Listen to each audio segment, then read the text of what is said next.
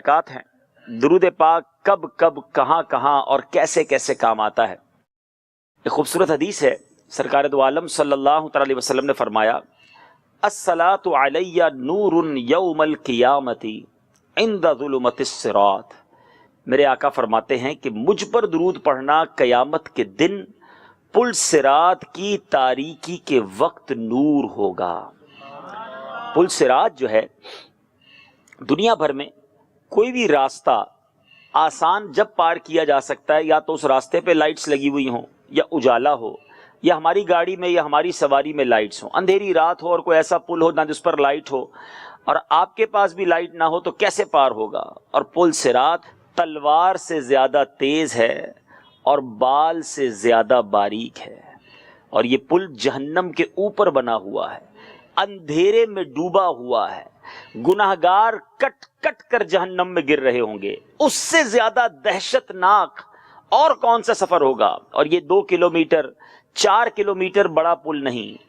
پل صراط کے بارے میں احادیث میں یہ مضمون ملتا ہے، پل صراط 15,000 سال کی راہ ہے، 15,000 years، 5,000 برس لگیں گے اوپر چڑھنے کے لیے، 5,000 برس کی راہ ہے اس پل پر کراس کرنے کے لیے، اینڈ دین 5,000 years، پھر 5,000 سال ہیں اس پل سے اترنے کے لیے۔ اتنا بڑا سفر، مگر اللہ کی رحمت جس کے ساتھ ہوگی، علماء فرماتے ہیں کچھ ایسے خوش نصیب بھی ہوں گے جو بجلی کی طرح گزر جائیں گے، کچھ پلک جھپکتے میں گزر جائیں گے، کچھ لڑکھڑاتے ہوئے گزریں گے، کچھ رینگتے ہوئے گزریں گے، اور کچھ ایسے بد نصیب بھی ہوں گے جو کٹ کر جہنم میں گر جائیں گے۔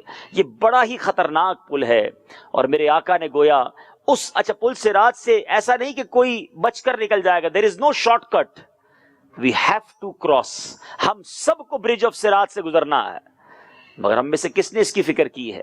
مگر نبی پاک علیہ الصلوۃ والسلام کیا فرماتے ہیں؟ قیامت کے دن مجھ پر درود پاک پڑھنا پل صراط کی تاریکی کے وقت نور ہوگا، اور آقا فرماتے ہیں جو یہ چاہتا ہے، جسے یہ پسند ہو کہ قیامت کے دن یہ نور اور اجر و ثواب پورا پورا ملے، تو اسے چاہیے کہ مجھ پر بکثرت درود بھیجے۔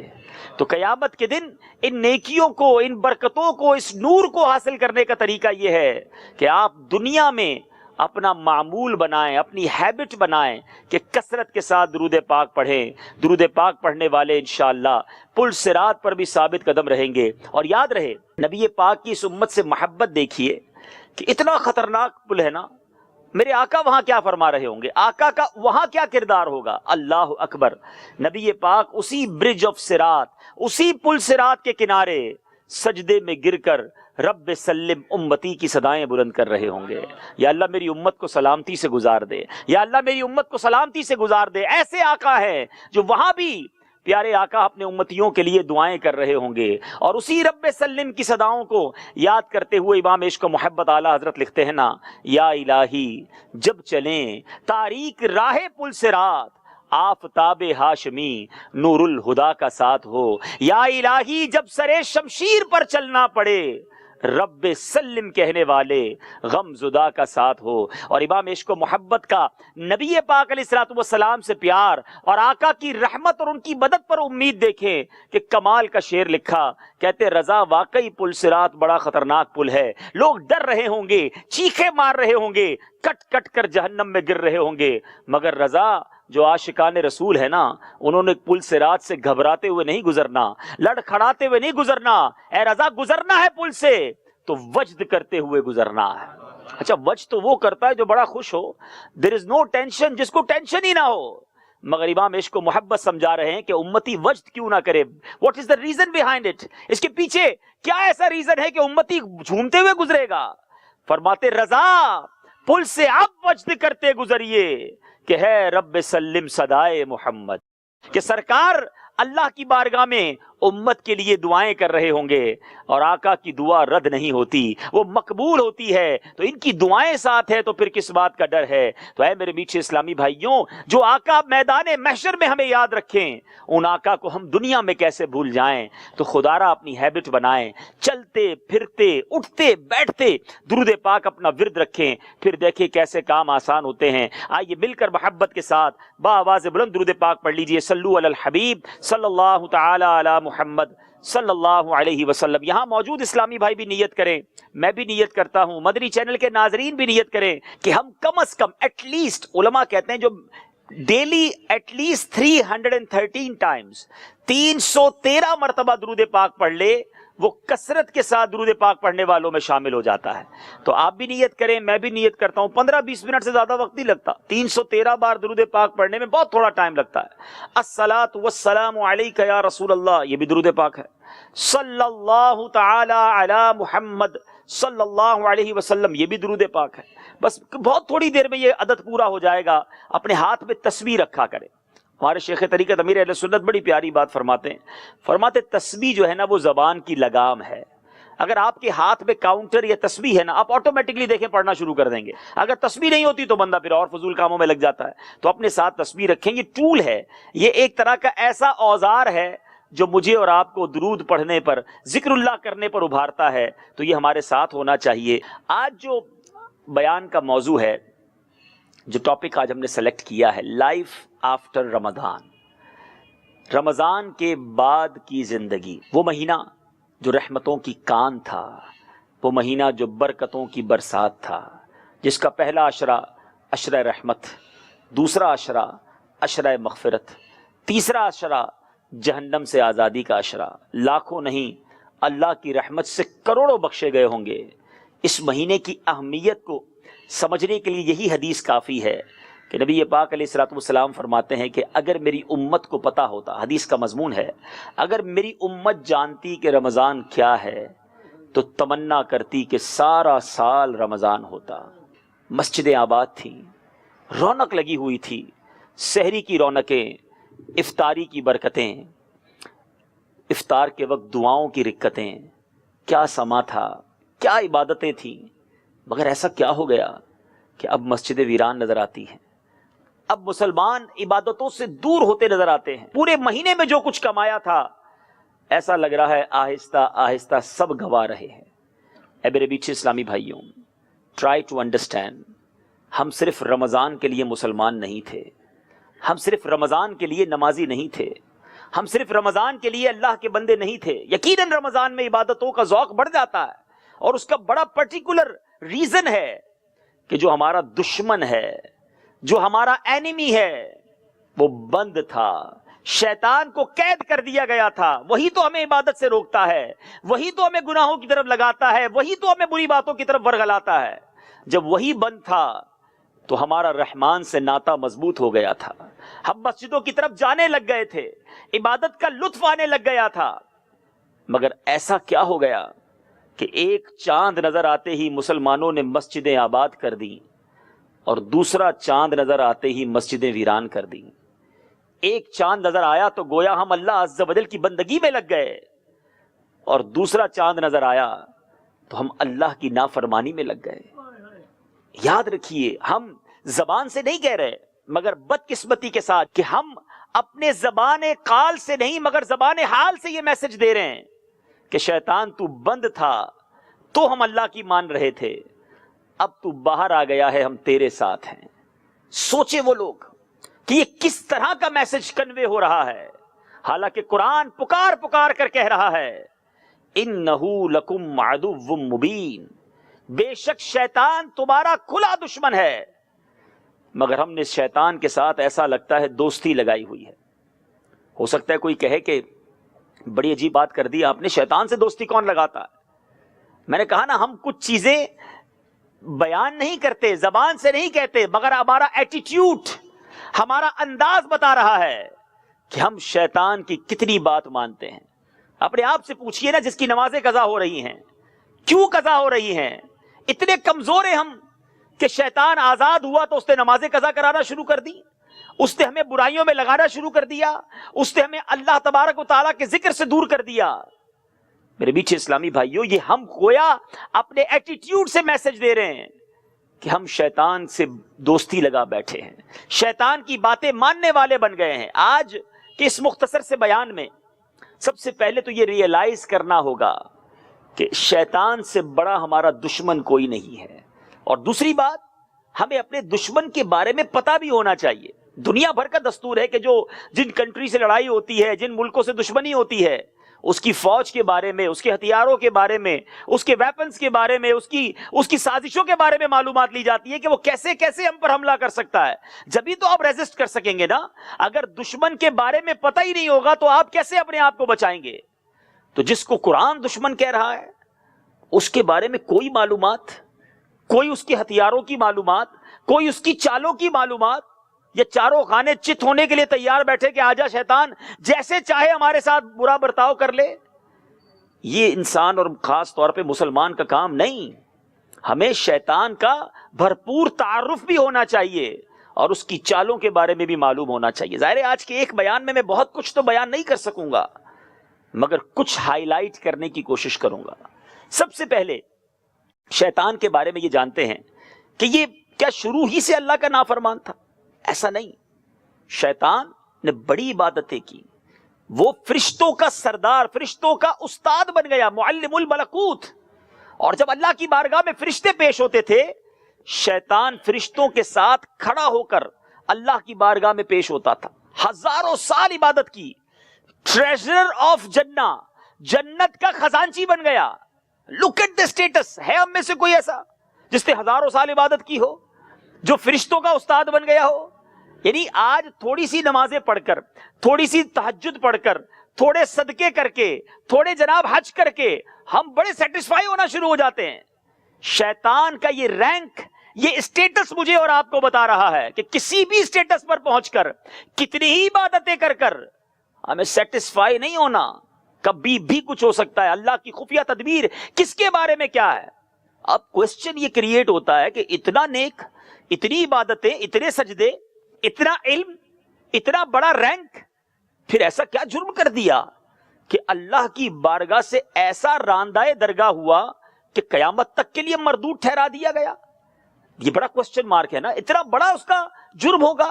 اب سنیے کہ حضرت آدم علیہ نبینا علیہ الصلوۃ والسلام کی جب تخلیق ہوئی، اللہ تبارک و تعالیٰ نے تمام فرشتوں کو آرڈر دیا، تمام فرشتوں کو حکم دیا کہ حضرت آدم علیہ الصلوۃ والسلام کو سجدہ کیا جائے.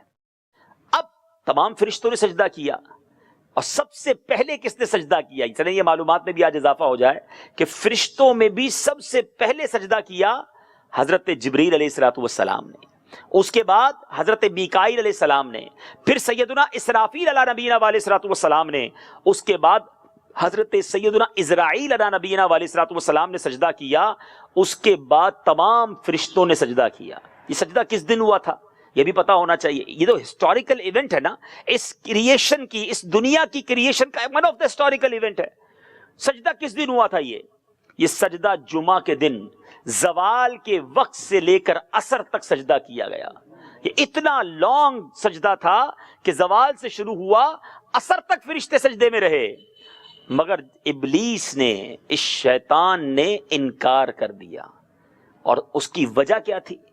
اس کائنات میں سب سے پہلا جو گناہ ہے نا وہ شیطان نے کیا. اور وہ گناہ کیا تھا؟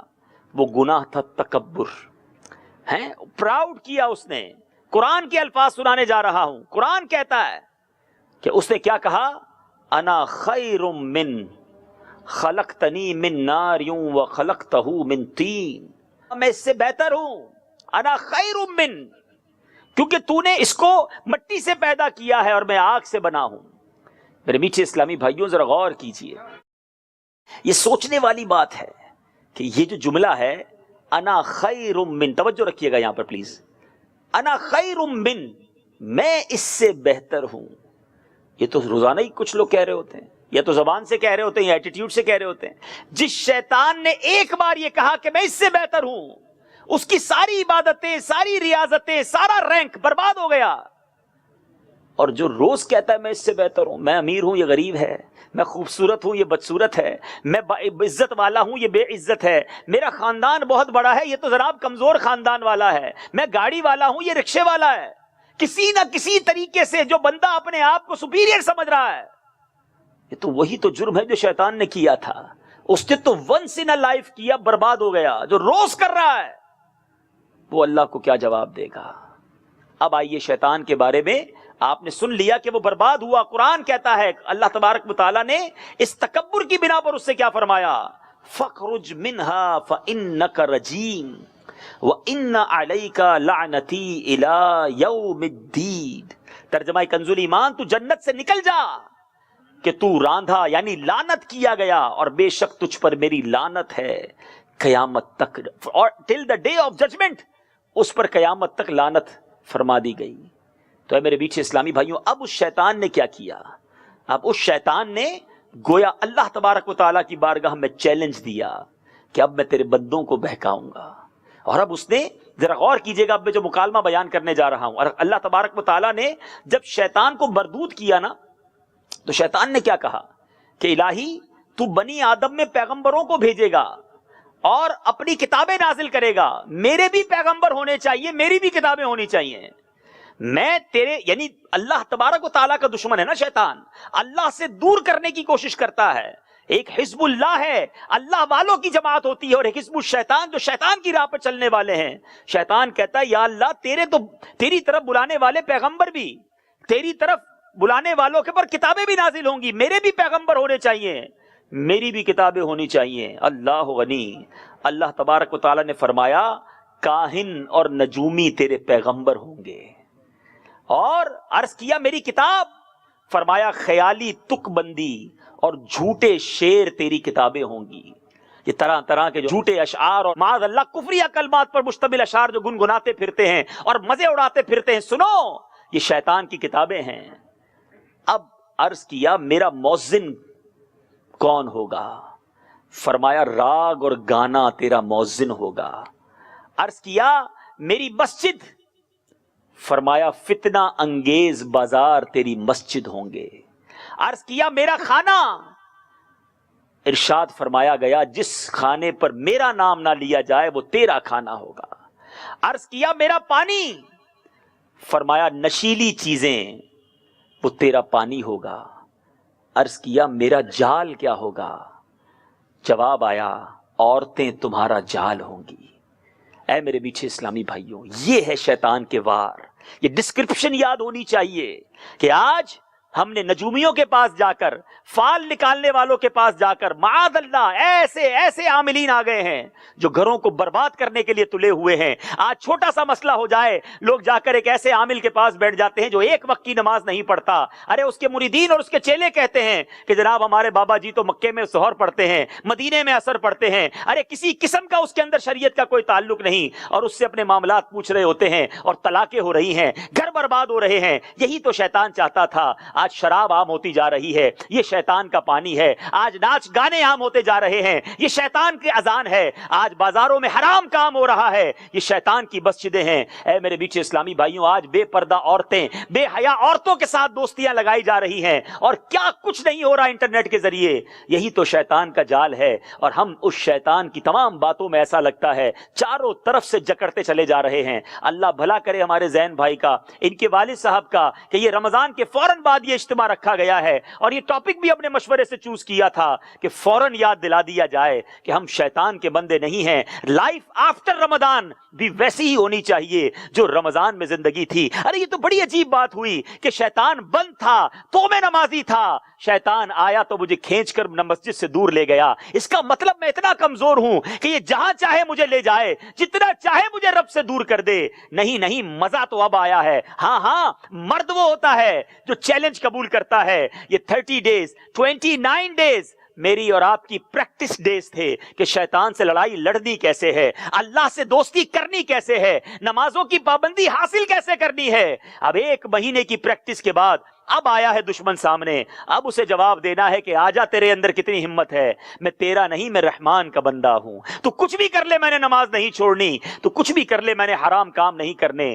مگر انفارچونیٹلی، بدقسمتی کے ساتھ بڑی تعداد میں مسلمان شیطان کے واروں میں مبتلا ہوتے جا رہے ہیں۔ جو کمایا ہے پورے مہینے میں، ایسا لگتا ہے وہ کمائی لٹاتے چلے جا رہے ہیں۔ تو اے میرے میٹھے اسلامی بھائیوں، آج اس اجتماع کا مقصد ہی یہی ہے کہ اس کنیکشن کو، اس روحانیت کو، اس برکت کو پھر سے جوڑ لو کہ ہم نے اللہ سے دور نہیں ہونا۔ میرے میٹھے اسلامی بھائیوں، میں نے 2-3 بڑے دلچسپ واقعے آپ کو سنانے ہیں۔ بظاہر تو اس کو آپ لطیفہ بھی کہہ سکتے ہیں، چٹکلا بھی کہہ سکتے ہیں، مگر مولانا روم نے مثنوی شریف میں لکھا اور علماء نے اپنی بڑی بڑی کتابوں میں یہ واقعات لکھے، اور ان حکایتوں کو لکھنے کے بعد ہمیں سمجھایا کہ دیکھو یہ ہوتا ہے شیطان۔ اب ایک واقعہ کیا ہے کہ ایک بار مصنوی شریف میں مولانا روم نے لکھا کہ ایک شخص منڈی سے ایک دمبا خرید کر لایا اور اس دمبے کو رسی سے باندھا اور آگے آگے چلتا رہا، پیچھے مڑ کے ایک بار بھی نہیں دیکھا، رسی ہاتھ میں ہے، چلی جا رہا ہے، چلی جا رہا ہے۔ ایک شخص آیا اور اس نے پیچھے سے رسی کاٹی اور اس کا دمبا لے کے نکل گیا۔ بہت دیر کے بعد اس کو خیال آیا، جب اس نے پیچھے مڑ کے دیکھا تو صرف رسی ہاتھ میں، دمبا غائب۔ کہ یہ کیا ہو گیا میرے ساتھ؟ اب پریشان آگے گیا تو ایک کنواں نظر آیا، اس کنویں کے کنارے پہ ایک شخص بڑا افسردہ بیٹھا ہے۔ کہ کیا ہو گیا، کیوں افسردہ ہو؟ کہ کنویں میں میرا بٹوا گر گیا ہے اور اس میں 100 روپے ہیں، مجھے کوئی کنویں سے وہ بٹوا لا دے تو 50 اس کو دے دوں گا۔ اب اس شخص نے سوچا 50 روپے کا دمبا چوری ہو گیا، یہ موقع اچھا ہے ریکوری کا۔ اس بندے نے کپڑے اتارے اور کنویں میں چھلانگ لگا دی۔ بڑا تلاش کیا، کوئی بٹوا نہ ملا۔ واپس اوپر آیا تو کپڑے بھی غائب تھے۔ اب جسم پر کپڑا بھی نہیں اور دمبا بھی نہیں۔ اب مولانا روم نے اس واقعے کو نکلنے کے بعد، پورا بیان کرنے کے بعد سمجھایا کہ یہ ہے شیطان، کہ جو لوگ اپنے دین سے غافل رہتے ہیں، اپنے ایمان سے غافل رہتے ہیں، اپنی عبادتوں سے غافل رہتے ہیں۔ ہم صرف رسی لے کر ہی تو چل رہے ہیں نا، پیچھے دین کی کیفیت کیا ہے، ایمان کی مضبوطی کیا ہے، نمازوں کا حال کیا ہے؟ صرف ایمان کہلانے والے، مسلمان کہلانے والی رسی ساتھ ہے۔ فرمایا بہت عرصے کے بعد مڑ کر دیکھتے ہیں تو ایمان ہی چھن گیا ہوتا ہے، اعمال ہی برباد ہو گئے ہوتے ہیں۔ اور پھر شیطان ایسا مردود ہے کہ مزید حرص اور لالچ میں گرفتار کر کے پہلے ایمان اور اعمال لے گیا اور اس کے بعد ہماری حیا بھی لے گیا۔ آج کیا نہیں ہو رہا ہمارے معاشرے میں، کس قدر اوریانی ہے، کس قدر فحاشی ہے۔ آج ایک صحیح شرم و حیا والا شخص کیا کسی فیملی کی دعوت میں جا سکتا ہے جس کی واقعی نظروں میں حیا ہو؟ سمجھ نہیں آتا کہ اچھے خاصے نیک نمازی کہلانے والوں گھر والوں کی عورتوں کو کیا ہو گیا ہے۔ اس قدر بے حیائی، اس قدر مکس گیدرنگ کا رواج آ گیا۔ لوگ کہتے ہیں جناب زمانہ آگے چلا گیا ہے۔ ارے زمانہ کتنا بھی آگے چلے جائے، ہمارا اسلام تو ہم سے نہیں گیا، ہماری حیا تو ہم سے نہیں گئی، نبی پاک سے محبت تو ہم سے نہیں گئی، ہماری اقدار تو ہم سے نہیں گئی۔ میرے میٹھے اسلامی بھائیوں، سمجھنے والی بات ہے، یہ شیطان یہی تو کرتا ہے۔ ایک اور واقعہ مصنوی شریف میں مولانا روم نے لکھا کہ ایک درزی تھا اور اس درزی کے بارے میں مشہور تھا، بڑا چالاک بھی ہے اور جو بھی کپڑا سلوانے آیا اس کے کپڑے کو چوری کر لیتا ہے، اس کے کپڑے میں سے کوئی نہ کوئی حصہ کاٹ لیتا ہے۔ اب جناب ایک پولیس والا گیا اور جا کر کہا کہ میں پولیس والا ہوں اور بڑا ہوشیار ہوں، مجھے تمہارے بارے میں پتا چلا ہے تم کپڑے کو چوری کر لیتے ہو، خبردار جو میرے کپڑے کے ساتھ کچھ کیا۔ کہ جناب کمال ہو گیا، ایسا تو میں کچھ بھی نہیں کرتا، آپ سامنے بیٹھے ہیں، آپ کے سامنے آپ کا کوٹ سیتا ہوں۔ تو کہا ٹھیک ہے، دیکھو کوئی گڑبڑ نہیں کرنا۔ کہا بالکل گڑبڑ نہیں کروں گا۔ آپ کوٹ سیتے سیتے کہا حضور آپ فارغ بیٹھے ہیں، آپ کو ایک لطیفہ سناتا ہوں، ایک مزاحیہ بات سناتا ہوں۔ کہ چلو سناؤ۔ اب اس درزی نے، اس کو بڑے لطیفے یاد تھے، ایک لطیفہ سنایا۔ جیسے ہی لطیفہ سنایا تو پولیس والا ہنستے ہنستے ہنستے لوٹ پوٹ ہو گیا۔ جیسے ہی اس کا سر نیچے ہوا اس نے کوٹ کا ایک پیس کاٹ لیا، کپڑے کا ٹکڑا کاٹا اور سائڈ پہ رکھ لیا۔ تھوڑی دیر بعد پھر کہتا حضور اور سناؤ۔ کہا اور سناؤ۔ پھر سنایا، ہنستے ہنستے اس کا منہ نیچے ہوا، دوسرا ٹکڑا کاٹ لیا کپڑے کا۔ تھوڑی دیر بعد وہ اب پولیس والا کہتا ہے بھائی اور سناؤ۔ کہا حضور سنا تو دوں گا، کوٹ آپ کا چھوٹا ہو جائے گا۔ تو مولانا روم نے لکھا کہ یہ ہے شیطان۔ سمجھو کہ تمہیں باتوں میں لگا کر، تمہیں دنیا کے نظاروں میں گم کر کے، تھوڑا تھوڑا کر کے تمہارے اعمال، تمہاری نیکیاں، تمہارا ایمان برباد کرتا چلا جا رہا ہے اور تمہیں پتہ بھی نہیں چل رہا۔ یہ ایسا مکار ہے میرے بیچ اسلامی بھائیوں، سمجھنے کی کوشش کریں۔ One of the biggest enemy, ذرا سمجھیے مقابلہ کس سے، میرا اور آپ کا۔ اس وقت بھی وہ ہمیں دیکھ رہا ہے، ہم اسے نہیں دیکھ سکتے۔ مجھے اور آپ کو نیند آتی ہے، اس کو نیند نہیں آتی۔ میں اور آپ تھکتے ہیں، وہ تھکتا نہیں۔ وہ خون کی طرح جسم میں دوڑتا ہے، اتنا خطرناک اینیمی ہے، مگر فکر ہی نہیں ہے، ٹینشن ہی نہیں۔ اور اس کا ایم کیا ہے؟ الٹیمیٹ گول شیطان کا ہم سب سے ٹارگٹ کیا ہے؟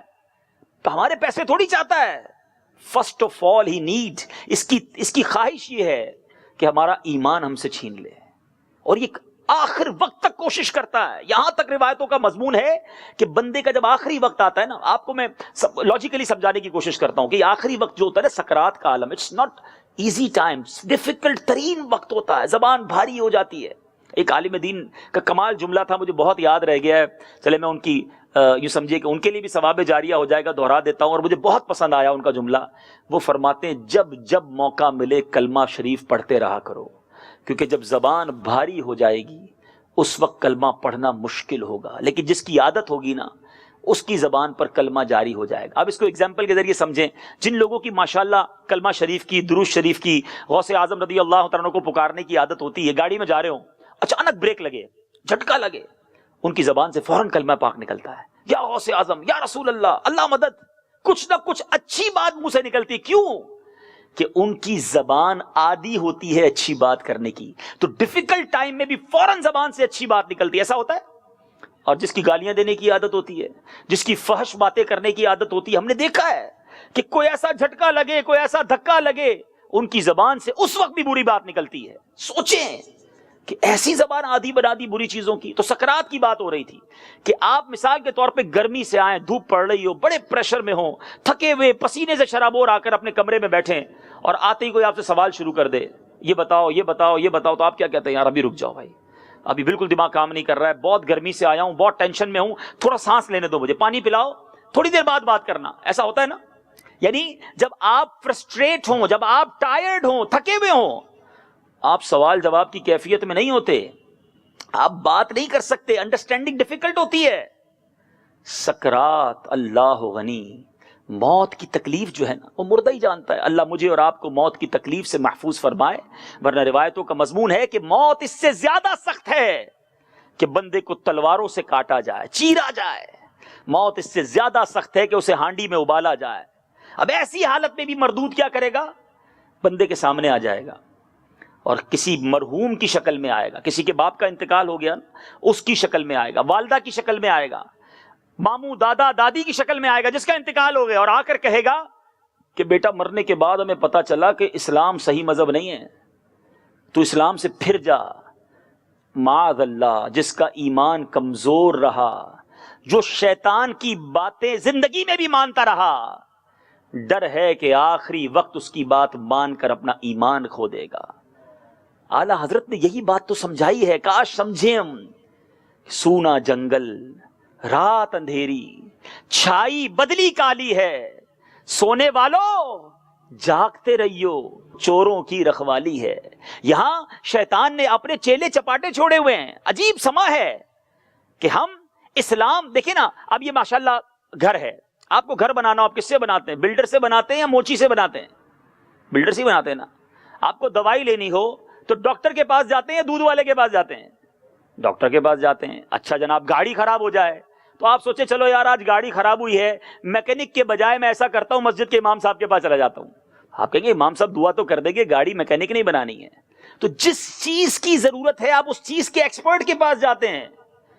مگر وبال یہ ہے کہ اسلام سیکھنے کے لیے لوگ ہر کسی کے پاس چلے جاتے ہیں، جس کو نہ دین کا پتہ ہے، نہ علم دین حاصل ہے، نہ وہ کسی جگہ پر علم اس نے پڑھا ہے. ہر شخص اپنا اسلام بیان کر رہا ہے اور لوگ اس کی سن بھی لیتے ہیں اور پھر کنفیوز بھی ہو جاتے ہیں. یہی تو شیطان کی چال ہے نا. اعلیٰ حضرت نے کمال شعر لکھا اور کمال محاورہ استعمال کیا. فرماتے ہیں آنکھ سے کاجل صاف چرا لیں یہاں وہ چور بلا کے ہیں. آنکھ سے کاجل کوئی کیسے چرا سکتا ہے؟ آنکھ کے اندر ہی کاجل ہوتا ہے نا. مگر امام اہل سنت نے اس محاورے کے ذریعے سمجھایا کہ ایسے چور ہیں اسلامی لبادے میں آئیں گے، اپنے آپ کو اسلامک اسکالر کہیں گے اور تمہیں ایسی بات بتا کر چلے جائیں گے کہ تمہیں اللہ سے ہی دور کر دیں گے. آنکھ سے کاجل صاف چرا لیں یہاں وہ چور بلا کے ہیں، تیری گٹھڑی تاکی ہے اور تو نے نیند نکالی ہے. خدا را جاگتے رہیے. اپنے ایمان کی، اپنے اعمال کی، اپنے عقیدے کی حفاظت ہم نے کرنی ہے، کیونکہ مقابلہ بڑے سخت اینیمی سے. اور جو میں عرض کر رہا تھا کہ اس کا گول کیا ہے، پہلے ایمان چھین لے. اب دیکھتا ہے بندہ بڑا نیک ہے، نمازی ہے، شراب تو نہیں پیے گا، بدکاری تو نہیں کرے گا، ڈکیتی بھی نہیں کرے گا، اب کیا کروں؟ چھوڑتا پھر بھی نہیں. مذہبی اولیے والوں سنو، جو نمازیں پڑھتے وہ بھی سنیں. اب شیطان کیا کرتا ہے کہ کسی طرح ان کی نیکیوں میں خرابی پیدا کر دوں، ان کے اچھے اعمال ان کو برباد کر دوں. اور وہ کیا ہے؟ شرک اصغر. حدیث میں شرک اصغر کہا گیا ریاکاری کو، دکھلاوے کو. جو لوگ عبادت کر کے دوسروں کو بتانا چاہتے ہیں، دوسروں سے واہ واہ چاہتے ہیں، عبادت بھی کی اور ضائع ہو گئی. حدیث کا مضمون ہے کہ قیامت کے دن جن لوگوں نے دوسروں کو دکھانے کے لیے عبادتیں کی ہوں گی، قیامت کے دن انہیں کہا جائے گا جاؤ اپنا اجر ان سے لے لو کہ جن کے لیے کام کیا تھا. اس دن کدھر جائیں گے ہم؟ نمازیں منہ پہ مار دی گئیں، یہ ریاضتیں منہ پہ مار دی گئیں، صدقے خیرات منہ پر مار دیے گئے کہ تم نے تو لوگوں کے لیے کیا تھا. یہ شیطان کا کام تھا کہ عبادت بھی کی مگر اس عبادت کو اس نے داغی کر دیا، اس عبادت کو اس نے جناب خراب کر دیا. مجھے اور آپ کو سمجھنا ہوگا اس کی چالوں کو. اچھا پھر کیا کرتا ہے؟ نیکیاں کم کروا دیتا ہے. کئی لوگ ہیں جو رمضان میں نوافل پڑھ رہے تھے، اب نفل نہیں پڑھ رہے ہوں گے، سنت غیر موقدہ چھوڑ دی. بلکہ کئی لوگوں سے پوچھو عشاء کی نماز کتنی رکعتیں ہیں؟ 4 2 3. ارے سنتیں کہاں گئیں؟ نفل کہاں گئے؟ ارے بھائی سنتیں ہی ہے نا، غیر موقدہ ہیں، نوافل ہیں، نہیں پڑھا تو کوئی بات نہیں. اچھا اگر آج ایک اناؤنس کر دیں ہم کہ جو 17 رکعتیں عشاء کی پڑھے گا، پوری 17 رکعتیں عشاء کی پڑھے گا، اسے 17,000 روپے ملیں گے. تو بندہ بولے یار 17 ہی رکعتیں زیادہ نہیں ہے مولانا صاحب، تو اور زیادہ مل جائیں گے. پھر 16 پڑھے گا کوئی؟ تو سوچئے یہ اللہ کی طرف سے انعام ہے ہمارے لیے کہ ہم نیکیاں کمائیں، مگر شیطان آہستہ آہستہ ہماری نیکیاں کم کرواتا ہے. حضرت امیر معاویہ رضی اللہ تعالیٰ عنہ کے بارے میں آتا ہے، ایک بار آپ جو ہے وہ فجر کے لیے آرام کر رہے تھے، رات کا وقت تھا، آرام کر رہے تھے، صبح ہو گئی، کسی نے جگایا آپ کو، آپ اٹھ گئے، دائیں دیکھا بائیں دیکھا، کوئی نظر نہیں آیا. آپ نے کہا مجھے کس نے جگایا ہے؟ کہا حضور میں شیطان ہوں. کہا شیطان کب سے نماز کے لیے جگانے لگ گیا؟ حضور بات یہ ہے کہ کچھ عرصہ پہلے آپ فجر میں لیٹ اٹھے تھے، آپ کی جماعت چلی گئی، جماعت کے جانے کی بنا پر آپ نے اتنا افسوس کیا، آپ اللہ کی بارگاہ میں اتنا روئے کہ میں نے فرشتوں کو گفتگو کرتے ہوئے سنا کہ اللہ نے آپ کے اس افسوس کی برکت سے آپ کو 70 جماعتوں کا ثواب عطا کر دیا. کہا حضور میں نے اس لیے اٹھا دیا ہے کہ آپ اٹھ کر ایک ہی پڑھ لیں، ورنہ آپ نے پھر رونا ہے، آپ نے پھر افسوس کرنا ہے، اور ایک کی جگہ 70 کا ثواب کما لینا ہے. تو یہ ہے مردود کہ جو ہمارے ہر نیک کام میں کمی چاہتا ہے یا ہمیں برائیوں میں مبتلا کرنا چاہتا ہے. ایک اور وار شیطان کا، لمبی امیدیں. یار ابھی تو جوانی ہے، ابھی تو میں اللہ اللہ کروں گا، بالکل یہ مولا ابھی بھی ہو سکتا ہے. اچھا میں بیان کر رہا ہوں تو وہ تھوڑی خاموش بیٹھا ہوگا، وہ بھی تو پلاننگ کر رہا ہوگا نا. کرنے دو مولانا صاحب کو جتنا بیان کرنا ہے، بعد میں پکڑتا ہوں ان کو. بلکہ ابھی بھی ہو سکتا ہے کسی کے دل میں وسوسہ ڈال رہا ہو، کوئی گھڑی دیکھ رہا ہو، یار زین بھائی نے تو کہا تھا 11 ساڑھے 11 ختم ہو جائے گا، ابھی تو بیان ہی ختم نہیں ہوا. کوئی کھڑا ہونے کی تیاری کر رہا ہوگا، اس کا بھی تو کام جاری ہوگا نا کہ یار یہ تو میرے ہی خلاف بیان ہو رہا ہے، میری چالیں بیان ہو رہی ہے، تو وہ خاموش تھوڑی بیٹھا ہوگا. اچھا اب وہ کیا ذہن میں ڈالتا ہے کہ یار باتیں ساری صحیح کی ہیں مولانا صاحب نے، بس ابھی شادی ہونی ہے، تھوڑا سا لائف کو انجوائے کر لوں، اس کے بعد 40-50 سال کے بعد تو کام ہی اللہ اللہ کرنا ہے. پھر میں مسجد کا کونا پکڑ لوں گا، داڑھی بھی رکھ لوں گا، بس پھر سارے حرام کام چھوڑ دوں گا اور مرنے سے پہلے پکی توبہ کر لوں گا. بڑا بندہ پلان کر کے چل رہا ہوتا ہے نا. لیکن موت سب کی پلاننگ کو برباد کر دیتی ہے. آگاہ اپنی موت سے کوئی بشر نہیں، سامان 100 برس کا ہے، پل کی خبر نہیں. میرے میٹھے اسلامی بھائیوں، ایک واقعہ کتابوں میں لکھا. 2 بھائی تھے، ایک بھائی فرسٹ فلور پہ رہتا تھا، دوسرا بھائی گراؤنڈ فلور پہ رہتا تھا. بلکہ یوں سمجھے کہ ایک بھائی فرسٹ پہ رہتا تھا، دوسرا بھائی سیکنڈ پہ رہتا تھا. اب بڑا بھائی بڑا نیک، پرہیزگار، عبادت گزار، اور نیچے والا بھائی فل عیاش، بدکاری کرنے والا، برے کام کرنے والا. اب بڑے بھائی کے دل میں خیال آیا کہ کبھی میری شیطان سے تو ملاقات ہو، نام تو بڑا سنا ہے. تو شیطان اس کے سامنے آ گیا، کہا میں شیطان ہوں. کہا اچھا. کہا میں تمہیں ایک بات بتاؤں، مجھے یہ بات معلوم ہے میرے علم کے ذریعے کہ تمہاری عمر 80 سال ہے، مگر تم نے 40 سال عبادت میں گزار دیے، جوانی بھی سجدوں میں گزار دی، کوئی رنگینی نہیں دیکھی، کوئی انجوائمنٹ نہیں کی، عبادت کی بٹی میں اپنے آپ کو جھونک دیا. تیرا بھائی دیکھ نیچے کیسے مزے کر رہا ہے، تیری مرضی ہے. باقی میں تجھے بتا دوں تیری عمر 80 سال ہے، تھوڑا انجوائے بھی کر لے پھر توبہ کر لینا. شیطان وسوسے کا بیج بو کر چلا گیا. یہی تو کرتا ہے، اس کا کام ہی یہی ہے، بس ایک ایسی پھونک مار گیا کہ بندہ اب سوچی جا رہا ہے. اب وہ بھائی کہتا ہے یار بات تو صحیح کر کے گیا، اگر 80 سال جینا ہے، 40 سال اللہ اللہ کر لی، اب 10-15 سال تو انجوائے کر لو. نیچے ہی تو بھائی ہے، اس کے مزے چل رہے ہیں اور میں اوپر اللہ اللہ ہی کیے جا رہا ہوں. اس نے کہا چلو نیچے بھائی کے پاس چلتے ہیں، کچھ لائف کے مزے لیتے ہیں، پھر آخری وقت اللہ اللہ ہی کرنا ہے، توبہ کر لوں گا. وہ بھائی اس نیت سے اپنے کمرے سے باہر نکلا، اللہ کی کرنی دیکھیں، اللہ کی خفیہ تدبیر دیکھیں. نیچے والا بھائی اچانک اس کے دل میں خیال آیا کہ 40 سال ہو گئے اللہ کو ناراض کرتے ہوئے، 40 سال ہو گئے گناہ کرتے ہوئے، شرابیں پیتے ہوئے، بدکاری کرتے ہوئے، کتنا ناراض کروں گا رب کو. ایک میرا بھائی دیکھو اوپر رہتا ہے، سجدے کرتا ہے، عبادت کرتا ہے، اللہ کو راضی کرتا ہے.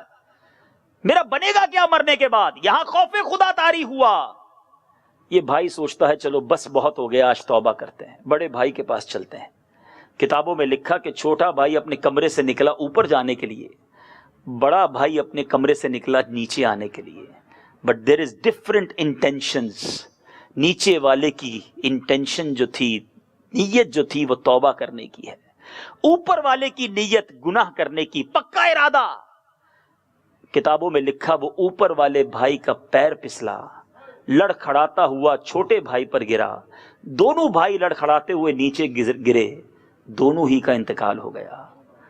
ابھی تک اوپر والے نے گناہ نہیں کیا تھا، ابھی تک نیچے والے نے نمازیں نہیں پڑھی تھی، ابھی تک نیچے والے نے توبہ نہیں کی تھی. مگر لک ایٹ کہتے ہیں انما الاعمال بالنیات، اعمال کا دار و مدار نیتوں پر ہے.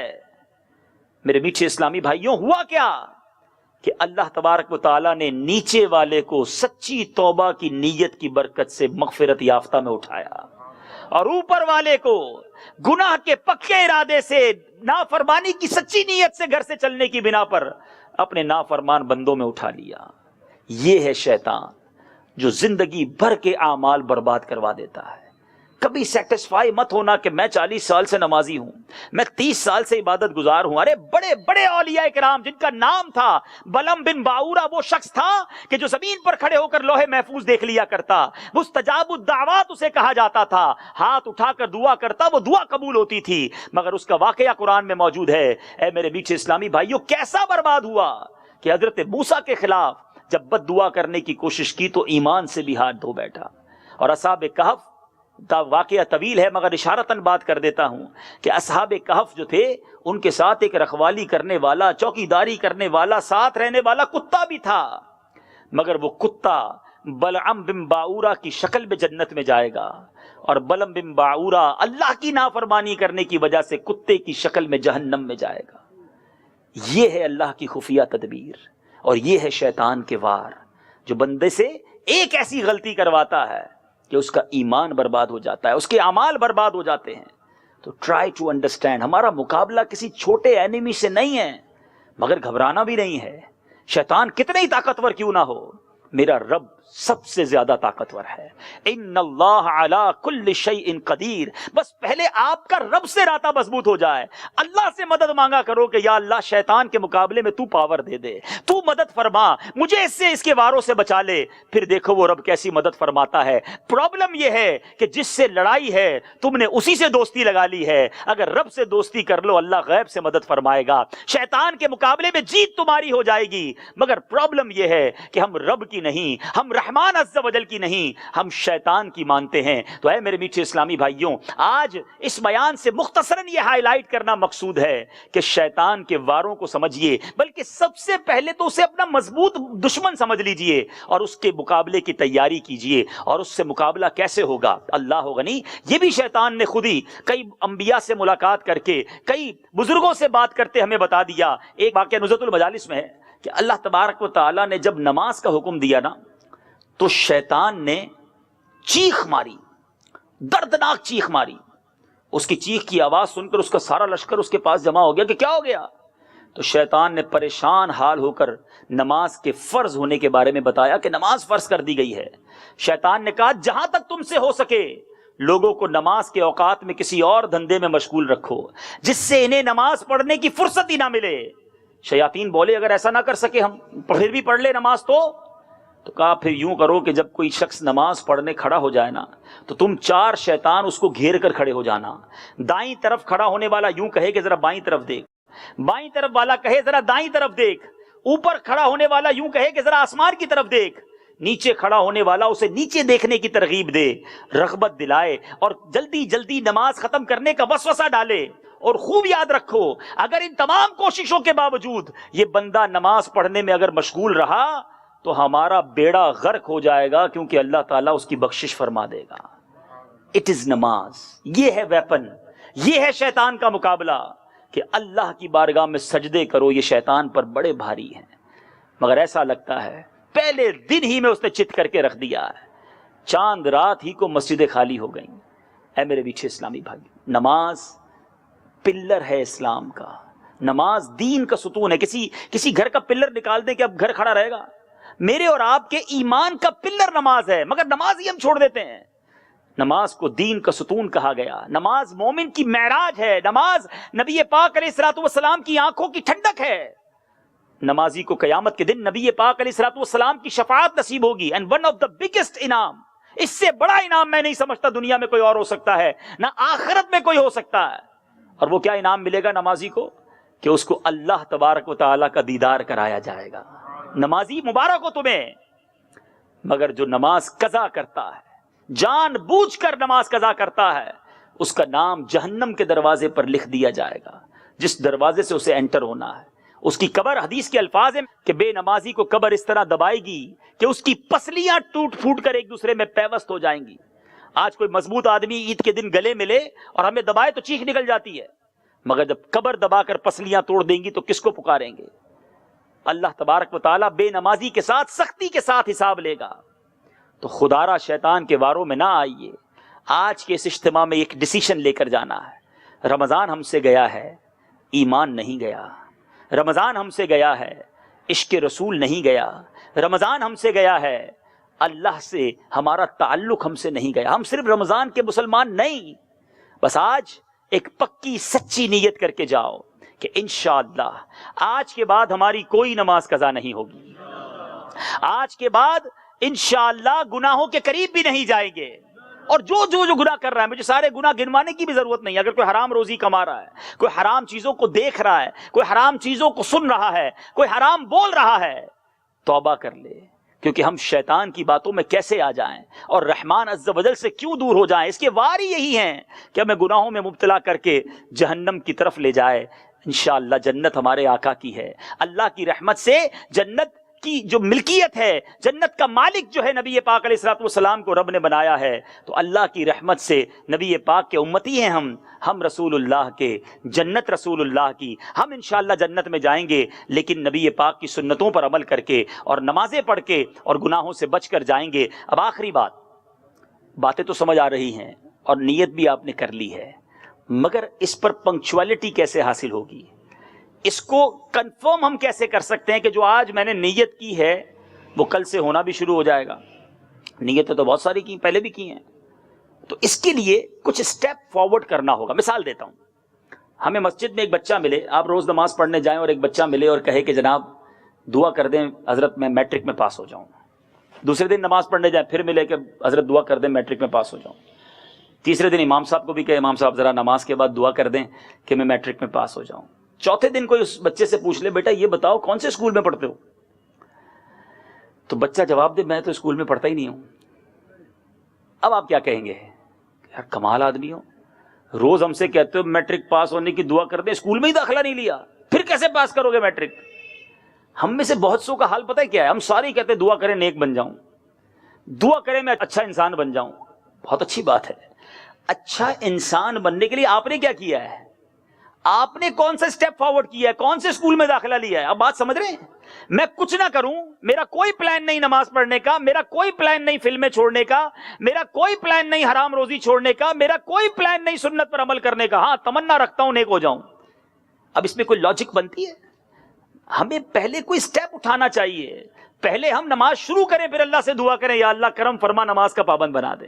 ہم ایک گناہ چھوڑیں جو واقعی میرے لیے ڈیفیکلٹ تھا کہ میوزک سنے بغیر نیند نہیں آتی تھی، مگر آج رات میوزک نہ سن کر اللہ سے دعا کروں اللہ آج رات میں نے کیا ہے، باقی راتوں پر تو استقامت دے دے. یا اللہ میں فلمیں دیکھے بغیر نہیں سو سکتا تھا، آج میں نے ٹی وی نہیں آن کیا ہے، مالک تو مجھے مدینے کی یادوں میں کھونے والی نیند عطا فرما دے.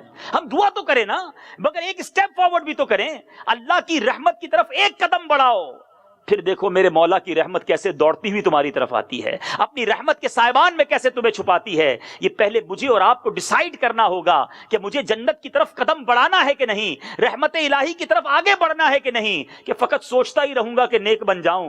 گناہ چھٹ جائیں، سوچنے سے نہیں کچھ کرنے سے ہوگا. کیجئے پھر دعا کیجئے، دیکھیں کیسے برکتیں ملتی ہیں. اور میرے میٹھے اسلامی بھائیوں، اس کے لیے سب سے پہلا کام ہمیں انوائرمنٹ تبدیل کرنا ہوگا. اس وقت بہت سارے بھائی میرے بیٹھے ہیں، میں اتنے سارے اسلامی بھائیوں سے ایک سوال کرنا چاہتا ہوں. کسی کے ذہن میں اس وقت کسی فلم دیکھنے کا خیال آ رہا ہے؟ نہیں آ رہا ہوگا. کسی کا اس وقت معاذ اللہ کوئی حرام کام کرنے کا جی چاہ رہا ہے, نہیں چاہ رہا ہوگا. کیوں؟ یہ انوائرمنٹ ہمیں اللہ اور اس کے رسول کی باتیں سننے پر مجبور کر رہا ہے, آخرت کے بارے میں سوچنے پر مجبور کر رہا ہے, کچھ نیک عمل کے بارے میں ریئلائز کرنے پر مجبور کر رہا ہے. وائے ہم ایک اچھے ماحول میں بیٹھے ہیں اور یہ ماحول ہم سب پر اثر انداز ہو رہا ہے. یہاں سے اٹھیں, تھوڑی دیر بعد ایسی جگہ جائیں جہاں جناب ڈانس ہو رہا ہو, میوزک چل رہا ہو, کوئی کلب کی باتیں ہو رہی ہوں, کوئی برے برے لطیفے سنائے جا رہے ہوں, تھوڑی دیر میں انسان گناہوں کی طرف منہ ہو جائے گا. تو اس کا مطلب یہ ہوا کہ انوائرمنٹ جو ہے, صحبت جو ہے, ماحول جو ہے, وہ انسان پر اثر انداز ہوتا ہے. اگر واقعی میں نے ڈیسائیڈ کر لیا ہے کہ مجھے نیک بننا ہے, میں نے شیطان کی باتوں میں نہیں آنا, تو I have to change my environment, مجھے اپنے ماحول کو تبدیل کرنا ہوگا. تو اس کے لیے ہمیں اچھے دوست تلاش کرنے ہوں گے, اچھا ماحول ڈھونڈنا ہوگا. میں شرابیوں کے ساتھ رہ کر نمازی نہیں بن سکوں گا, میں نمازیوں کے ساتھ رہ کر نمازی بن سکوں گا. میں سنتوں کے پابند لوگوں کے ساتھ رہ کر سنتوں کا پابند بن سکوں گا.